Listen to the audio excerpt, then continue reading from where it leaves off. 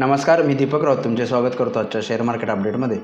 आज मार्केटनं सुरुवात पॉझिटिव्ह बायसनं केलेली ओपनिंग 100 पॉईंटच्या आसपास पॉझिटिव्ह दिलं आणि त्यानंतर मार्केट त्याच रेंजला जवळपास एंटायर दिवसभर ट्रेड करत राहिलं। निफ्टी जो आहे तो 24,550 आणि 24,600 या रेंजमध्ये 50 पॉईंटच्या दिवसभर कारभार करत राहिला। फार काय मोठा मोमेंटम क्रिएट नाही झाला, पण निफ्टीनं आज परत पुन्हा एक नवीन लाईफटाईम हाय 24,650च्या आसपास 635चा बनवला आणि एक साईडवेज ट्रेडिंग केलं। एंटायर दिवसभर निफ्टी 24,550-600 या रेंजमध्ये ट्रेड करून त्याच रेंजला बंद झाली।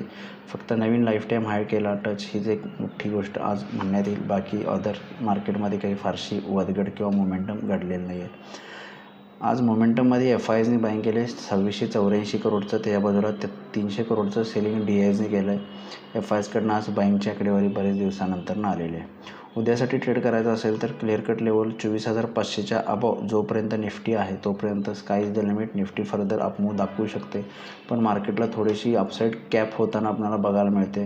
त्यामुळे निफ्टी 24,600 एव्हा 700 जाऊ शकतं, पण थोडंसं इथून पुढची जी पॉझिटिव्ह स्ट्रेंथ मला वाटतं वीक पडायला लागलेली निफ्टीचे, मग थोडं कॉशियस राहणं गरजेचं आहे। एखादा डीप मिळू शकतो, एखादं प्रॉफिट बुकिंग किंवा टाईम करेक्शन और प्राइस करेक्शन येऊ शकतं मार्केटमध्ये, त्यामुळे थोडं कॉशियस राहावं। रिझल्ट सेशन सुरू आहे, जसं रिझल्ट्स पॅन आउट होतील त्यानुसार निफ्टीची मूव्ह राहील, पण टेंटेटिव्हली 24,500च्या वर आहे तोपर्यंत मार्केटचा पॉझिटिव्ह बायस मेंटेन राहील। 24,500च्या खाली मेंटेन राहिलं तर मे बी थोडं फर्दर डिक्लाईन करू शकतं 24,400 एव्हा 24,300।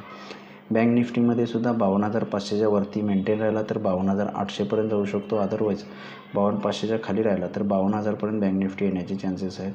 उद्या बँक निफ्टीची एक्सपायरी आहे, कारण बुधवारी मार्केटला सुट्टी आहे, त्यामुळे बँक निफ्टीमध्ये या क्लिअर कट लेवलनुसार तुम्ही ट्रेड करू शकता।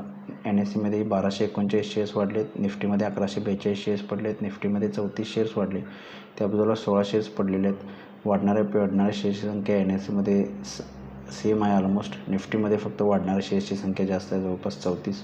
सेक्टर इंडिसायझेसमध्ये सुद्धा फक्त IT सेक्टरवरच दबाव बघायला मिळाला, तोही मायनर दबाव। बाकी फार्मा, ऑटो, FMCG आणि ऑइल अँड गॅस सेक्टरवर आज जे आहे ते चांगलं बाईंग होताना बघायला मिळालं।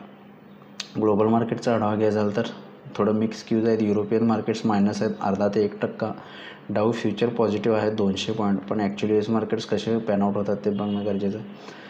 होपफुली आपली ओपनिंग पॉझिटिव्ह बायस नाही, पण थोडं जर निफ्टी 24,500च्या वर मेंटेन राहिला तर sky is the limit. Otherwise थोडं 24,500च्या खाली आलं तर प्रॉफिट बुकिंग येऊ शकतं। तर बघूया उद्या मार्केट्स कशा पद्धतीनं बिहेव होत आहे। माझा व्हिडिओ ऐकला त्याबद्दल धन्यवाद। माझा व्हिडिओ जास्तीत लाईक करा, शेअर करा, माझ्या चॅनल सबस्क्राईब करून डेली अपडेटसाठी बेल आयकॉनला क्लिक करा। धन्यवाद।